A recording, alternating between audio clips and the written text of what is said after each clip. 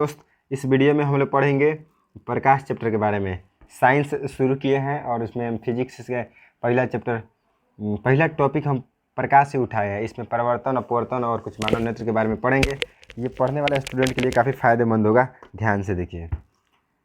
Video देखने से पहले इसका क्वालिटी बढ़ा लीजिए, 360 कर लीजिए तो ही देखिए, वरना कोई फ़ायदा भी नहीं होगा क्योंकि साफ नहीं दिखाएगा। आइए, न्यूटन के अनुसार प्रकाश है ना कणों से मिलकर बना है। ले भाई, किसके अनुसार कणों से मिलकर बना है? कौन बोला था? तो न्यूटन बोले थे, है ना। उस कण को कणिका बोले थे।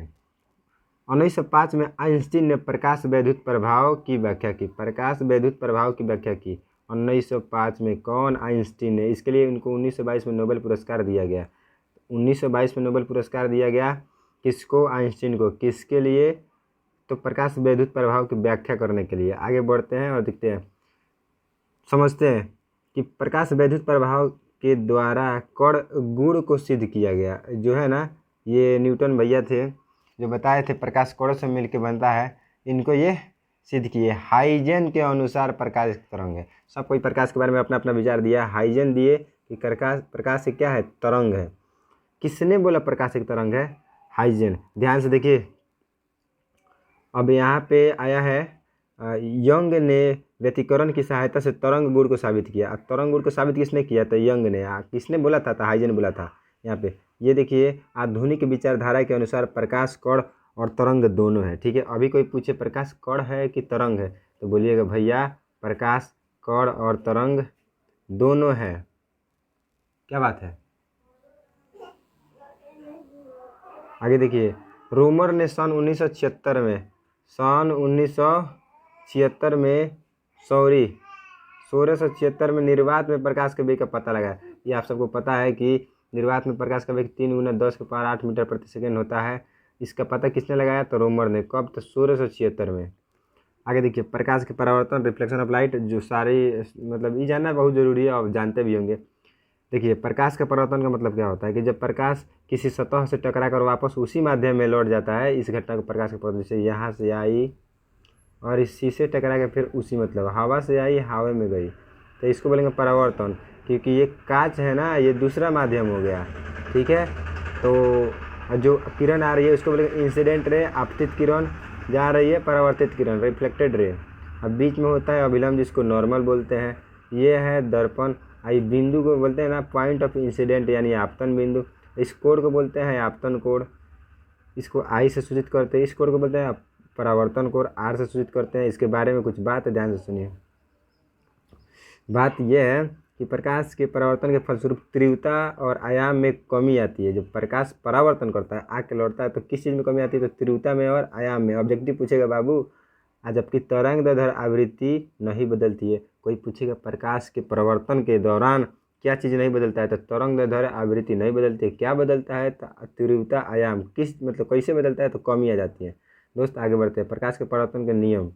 तो प्रकाश के परावर्तन के नियम दो होते हैं। पहला, आपतित किरण, परावर्तित किरण, अभिलंब, तीनों एक ही तल में होता है। देखो दे, आपतित किरण यहाँ पे दिख रहा है। फिर से देखिए, आपतित किरण, परावर्तित किरण तथा अभिलंब तीनों एक ही तल में होता है। ये है आपतित किरण, परावर्तित किरण, अभिलंब एक ही तल में होता है।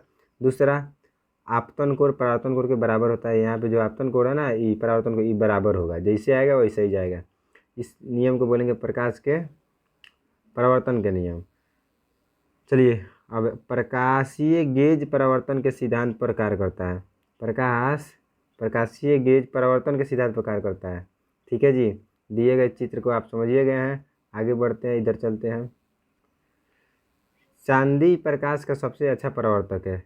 यहाँ पे देखिए, चांदी प्रकाश का सबसे अच्छा परावर्तक है। कोई पूछेगा सबसे अच्छा प्रकाश का परावर्तक, तो चांदी। मतलब वहाँ से आएगा ना तो टकरा के अच्छा से लौट जाएगा।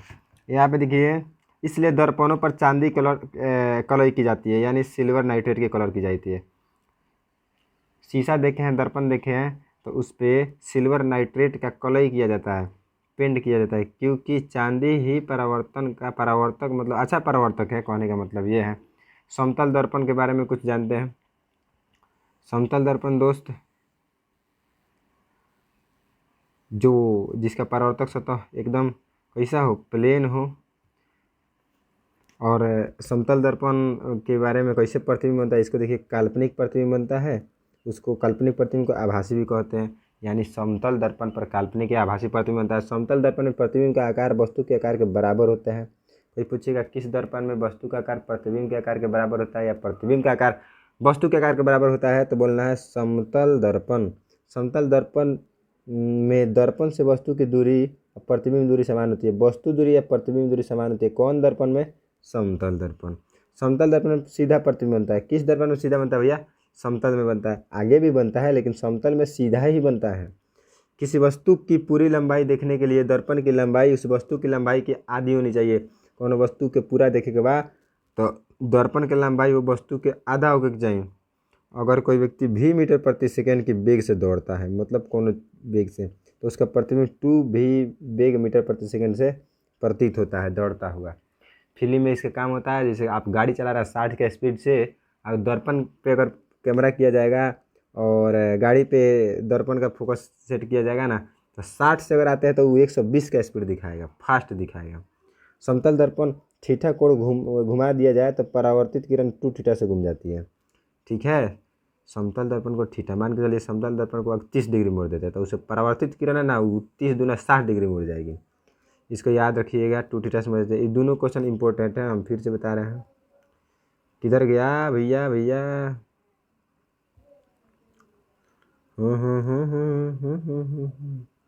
ओ माय गॉड, इधर गया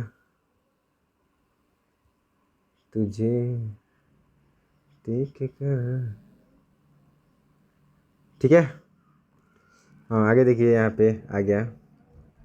अगर कोई दो समतल दर्पण एक दूसरे से थीटा कोण पर दो, ठीक है, तो उनके बीच बने प्रतिबिंब की संख्या होगी 360 बटा थीटा माइनस 1 या 360 बटा थीटा। ठीक है दोस्त, दो समतल दर्पण को समानांतर रखने पर अनंत प्रतिबिंब का निर्माण होता है, मतलब बहु अनंत प्रतिबिंब, उसका फिक्स नहीं है कितना प्रतिबिंब बनेगा। यदि कोई समतल दर्पण एक दूसरे से 90 डिग्री कोण पर झुके तो उनके बीच प्रतिबिंब की संख्या क्या होगी? तो उनके बीच प्रतिबिंब की संख्या कितना होगी? 3, क्योंकि अभी तो बोले थे कि थीटा कोण पर घुमा दिया जाए तो बीच में प्रतिबिंब की संख्या आता है। 360 में उस थीटा से भाग देंगे, कितना आ गया? 3। अगर 90 डिग्री पर हम घुमाते हैं तो अगर कोई व्यक्ति किसी समतल दर्पण से 25 सेंटीमीटर की दूरी पर हो, वह दर्पण की ओर 10 सेंटीमीटर जाता है, तो प्रतिबिंब प्रारंभिक स्थिति वस्तु की अंतिम स्थिति के बीच की दूरी क्या होगी? इस क्वेश्चन को समझिए। यहाँ पे क्या कह रहा है कि पहले 25 सेंटीमीटर है ना, फिर 10 आता है। कितना आता है? 10। तो कितना दूरी अभी है? 15 बच गया ना, तो कितना दिखाई देगा इसका आंसर? तो भैया 40 सेंटीमीटर। 15 और यहाँ पे इधर 25, कितना हो गया? 40। आगे बढ़ते हैं गोलीय दर्पण के बारे में। गोलीय दर्पण दो प्रकार के होता है मुख्यतः। ठीक है, इसमें पैराबोलिक भी आता है। तो चलिए मुख्यतः में हम इसको ले लेते हैं अवतल दर्पण, उत्तल दर्पण। अवतल को बोलते हैं कॉनकेव, इसको कॉन्वेक्स। ये देखिए, इसका परावर्तक सतह धंसा हुआ है, देख रहे हैं ना, परावर्तक सतह धंसा हुआ है, इसका उभरा हुआ है। यानी पर इधर पेंट रहेगा, इस साइड पेंट रहेगा, इसका इस साइड पेंट रहेगा। ठीक है, और दर्पण का पोल यहाँ पे रहता है, फोकस रहता है, वक्रता केंद्र रहता है, ये सब चीज़ है। अब यहाँ पे थोड़ा सा इसको देख लेते हैं, किस दर्पण में कैसा प्रतिबिंब बनता है। उत्तल दर्पण में ना काल्पनिक प्रतिबिंब बनता है, सीधा बनता है, छोटा बनता है। ये स्टार दे रहे हैं। किस दर्पण में काल्पनिक, सीधा, छोटा, किस दर्पण में छोटा प्रतिबिंब बनता है पूछता है, तो उत्तल दर्पण में। इसलिए ना इसका उपयोग साइड मिरर के रूप में किया जाता है मोटरसाइकिल में या ट्रक में, कुछ भी नहीं। तो जो भी छोटा गाड़ी हो ना, मोटरसाइकिल आएगा तो लगेगा ट्रक आ रहा है, इसलिए उत्तल का प्रयोग किया जाता है क्योंकि इसमें छोटा दिखाई देता है। ट्रक भी रहेगा तो छोटा दिखाई देगा, आराम से नॉर्मल लगेगा कि हाँ कुछ डिस्टेंस है। अवतल दर्पण में प्रतिबिंब कैसा बनता है? तो काल्पनिक सीधा बड़ा, काल्पनिक सीधा बड़ा। ठीक है, अच्छा है, सीधा बनता है अवतल में। ठीक है, उसी से पकड़ में आता है। दर्पण जब अवतल होगा तो प्रतिबिंब बड़ा और छोटा बनने के लिए उत्तल होगा। ठीक है, हमेशा छोटा किस में बनेगा, उत्तल। अवतल में बड़ा बनेगा, हमेशा बड़ा नहीं बनेगा, लेकिन बड़ा बनने का चांस सिर्फ अवतल में है, उत्तल में नहीं बनेगा। दर्पण सूत्र होता है 1/v बराबर 1/v प्लस 1/u बराबर 1/f। कितना हो, f, या 1/f बराबर 1/v प्लस 1/u। ठीक है, चिन्ह पर पाटी के अनुसार ये मूल बिंदु है, मूल बिंदु से इधर जितना भी रहेगा ना, इस साइड में वो हो जाएगा माइनस में, इस साइड में प्लस में, ऊपर प्लस में, नीचे माइनस में। तो कौन कौन माइनस में होता है, कौन कौन प्लस में होता है, देख लीजिए। यू मतलब वस्तु दूरी हमेशा माइनस में रहेगा। प्रतिबिंब वास्तविक हो तो भी माइनस होगा, भी मतलब प्रतिबिंब दूरी, यानी प्रतिबिंब वास्तविक हो तो प्रतिबिंब दूरी माइनस में, फोकस हमेशा माइनस में। कौन दर्पण में, अवतल दर्पण में। यानी अवतल दर्पण में वस्तु दूरी, प्रतिबिंब दूरी, फोकस दूरी माइनस होगा। प्रतिबिंब दूरी कब माइनस होगा, जब प्रतिबिंब वास्तविक हो, काल्पनिक हो तो प्लस हो जाएगा। और उत्तल में देख, उत्तल में प्रतिबिंब दूरी काल्पनिक होगा, इस साइड बनता है, फोकस दूरी प्लस में होगा, आई भी प्लस में होगा, बस।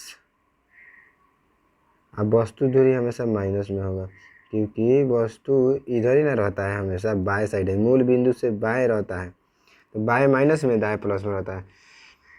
फोकस दूरी वक्रता त्रिज्या में संबंध क्या होता है, जब फोकस दूरी होती है ना, फोकस दूरी, वो वक्रता त्रिज्या काची होती है, आधी होती है। वक्रता त्रिज्या में 2 से भाग दो, फोकस दूरी निकल जाएगी। वक्रता त्रिज्या अगर 10 बार तो फोकस दूरी 5 है, फिक्स भाई। ठीक है, आगे देखते हैं यहाँ पे।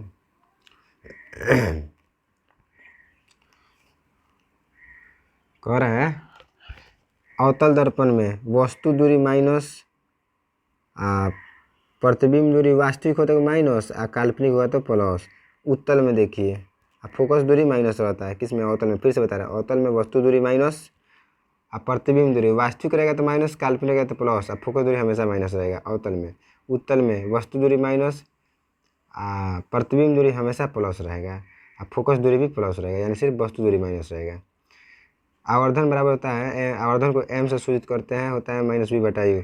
ठीक है, m निगेटिव कब होगा, जब वास्तविक एवं उल्टा प्रतिबिंब होगा। तो अगर आवर्धन माइनस में है तो समझना प्रतिबिंब वास्तविक और उल्टा है, प्लस में है तो काल्पनिक और सीधा है। अब फिक्स है, वास्तविक होगा ना तो उल्टा बनेगा, और काल्पनिक होगा ना तो हमेशा सीधा बनेगा।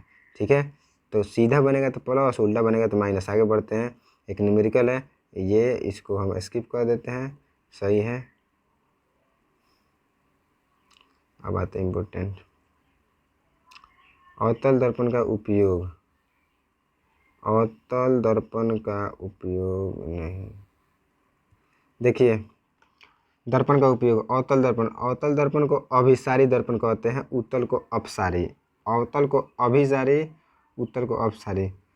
अवतल के उपयोग कहाँ होता है भैया, अवतल का गाड़ी के हेडलाइट में, दाढ़ी बनाने वाले दर्पण में, सोलर प्लेट में, सर्च लाइट में, लेजर लाइट में, आँख दांत के डॉक्टर में, कान नली के डॉक्टर में, मतलब गला के, कान नाक गला के डॉक्टर मतलब ENT कहा जाता है, परावर्तक दूरबीन के रूप में। ठीक है, उत्तल का रोड पर लगे परावर्तक लैंप, जो ऊपर लगा था स्ट्रीट लाइट है, गाड़ी के पश्च दृश्य में, साइड मिरर के रूप में, पीछे के गाड़ी वाड़ी दिखाने के लिए। अवतल दर्पण टॉर्च, उत्तल दर्पण लालटेन। आगे बढ़ते हैं,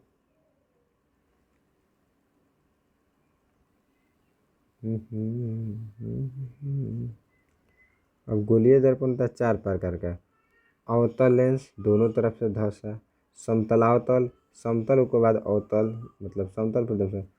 उसके बाद में कह रहा है समतलोत्तल, समतल, फिर उत्तल, उत्तल मतलब उभरा। अब कहता है उत्तल लेंस, तो मतलब दोनों तरफ से उभरा। आइए, अपसारी लेंस कहते हैं कि ये लेंस हो गया। ठीक है, तो दोस्त हमको चाहते हैं ना कि लेंस वाला अलग बना दे, दर्पण वाला लगभग हो गया है। अब दर्पण से कुछ सवाल आपसे पूछेंगे, आप बताइएगा। ठीक है, इसको यहीं पर रुकते हैं। बहुत बहुत धन्यवाद, थैंक यू।